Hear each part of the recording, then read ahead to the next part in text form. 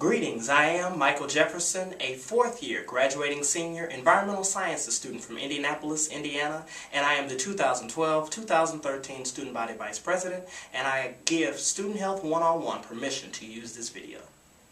Thank you, Michael. First of all, I want to first explain to you what this issue is about for Student Health 101. We're talking about the new year, and I think it's appropriate being that we're about to delve right into the new year. And what are your goals and things for different aspects of your life and what you want to do to change some things. So, like you stated before, you serve as SGA Vice President. For those who may not be familiar with that, what duties does your job entail?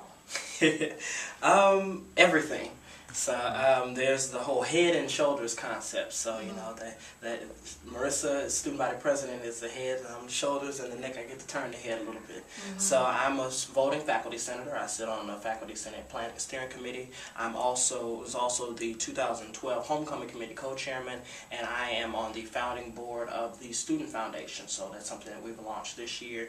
But I think my role is very interdisciplinary. So I've served on 20 university committees during my time here, and this year I'm active on 10.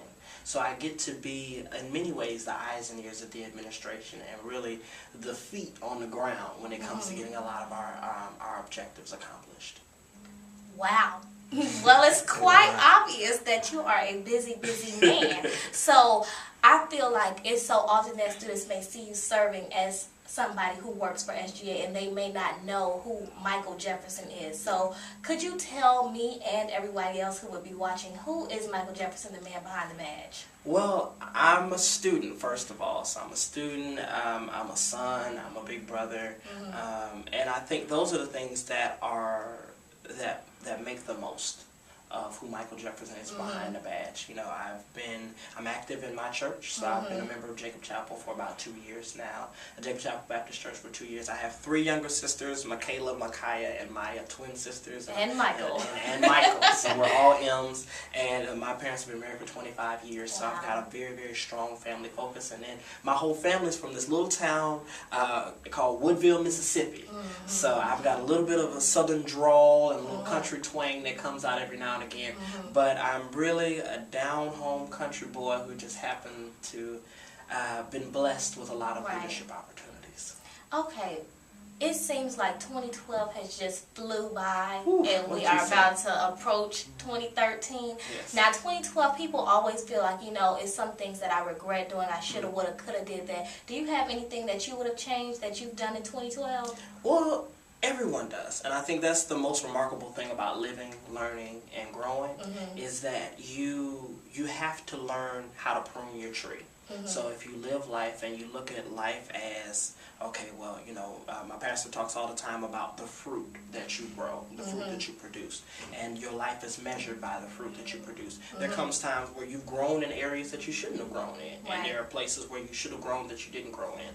So I've got a lot of things that, as I look at my tree and I shake it down, there's some branches that are going to get pruned back. I needed to do a little bit better with time management because, I mean, like I mentioned, I've done a lot this year. And it's hard, but I think everything works together at the end. And as long as you learn from those things that you regret, you find yourself better prepared for the next year. Well, you touched on something that I wanted to talk to you about, which was time management. We are in final season, and you know, some people get really stressed out around this time. So being that you said you doing all this stuff, okay, all this stuff, how do you find time to balance between your professional endeavors, your personal endeavors, academically, and like if you don't think you're doing it as good as you could be doing, what would you do to improve on that? Well, let me start off by saying I am not doing as well as I could be, but by the same token, you know, you have to learn to prioritize and make sacrifices. So you, as much as you'd love to have 25/8, it's still 24/7. Right. So you have to factor in time for sleep, time for studying, and I budget my time like my mom tells me to budget my money. Okay. So you have to work out a time budget. So a lot of people talk about planners. Well, I have the luxury of having an executive assistant as student body vice president, as does Marissa. One of the things I do is I use a Google Calendar, and it syncs directly with my iPhone and syncs with your Android phone. So if you're looking to find a way to plan every second of your day, you can do it, and you can set set alerts to your phone to do just that. That's what I do. So I budget my time, and then I prioritize. So you know things, you have different things that you know are going to pop up, and you have to learn to say the magic word. And the magic word is no. Okay. That's the magic word. It's no.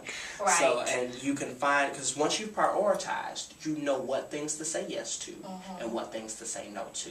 And at the end of the day, everything that you do in life, in school, as a result of student government, should factor directly into your life plan and your life vision. And if you can't do that, then it's automatically something that you need to say no to.